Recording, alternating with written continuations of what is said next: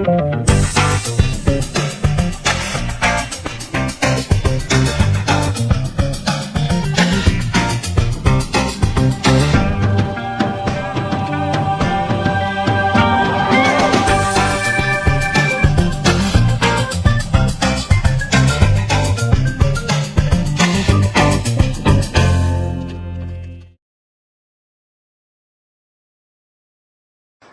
was, I don't know, 24.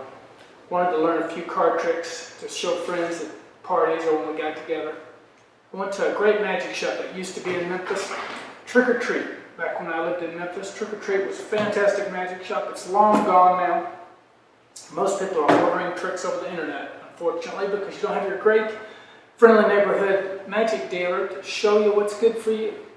That day I had Richard Oakley. I told him I wanted to learn some card tricks.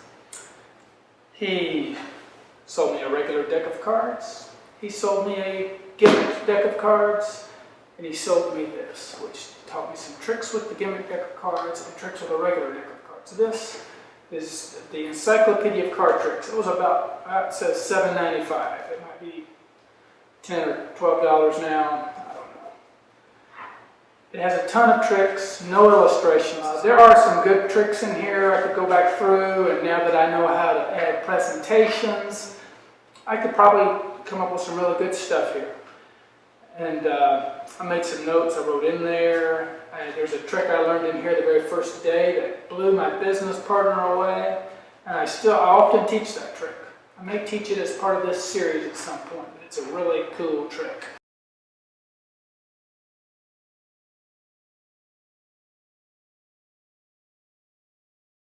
I'm going to teach you a few things about learning to hold cards and use cards the right way, so that it looks natural and feels good to you. You don't have to have this pad. In fact, I rarely use it.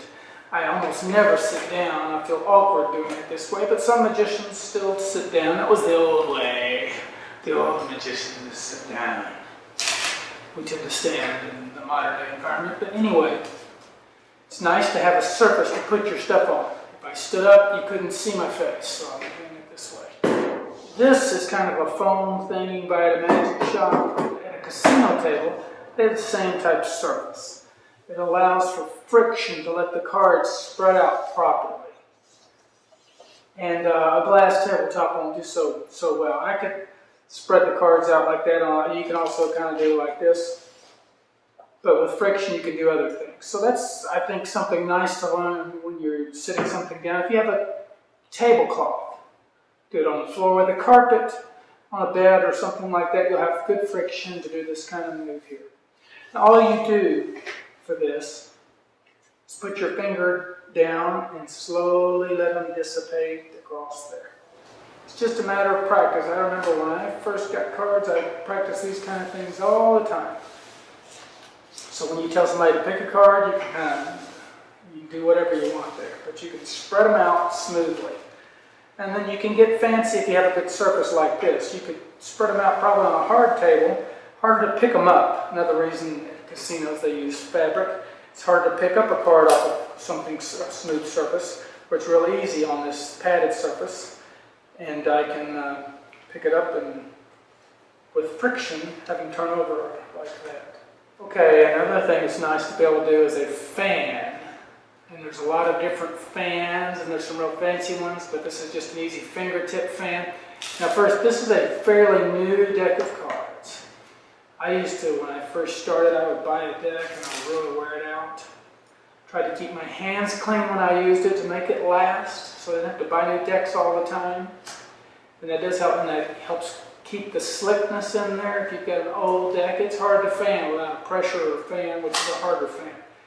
But with this, I just put my finger out, just like I'm spreading them out by slowly. It's a knack you have to feel. My finger I just keep the finger separation, the finger at the bottom, so only a few come out at once.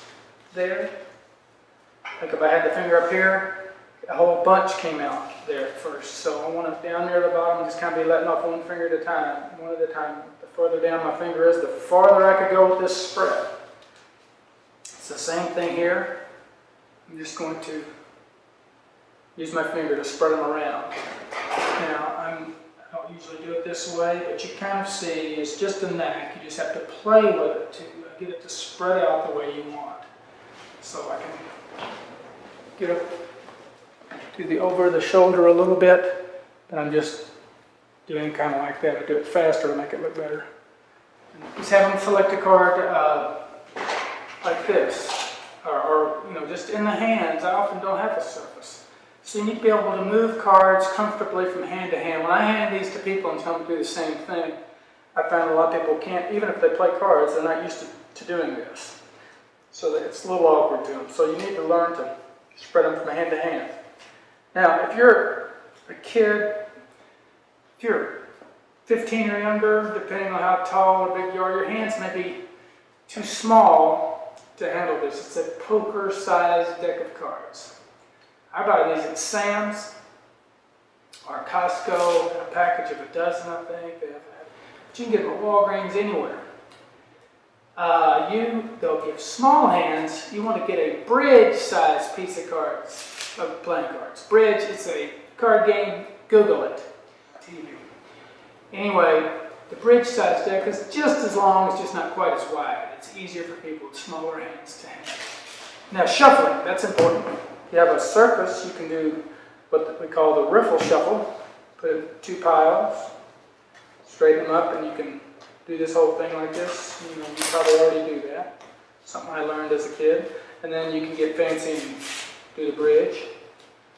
I don't do that much anymore on the surface. You can do it in your hands, but that requires a little more practice to do it without a surface. That's a good thing to know. This is just basic shuffling. It doesn't have to be any sleight of hand. Things you need to be able to do when you're handling cards, though. This is what we call an overhand shuffle. You just pull off with the thumb. I'm right-handed, so I'm in my right hand.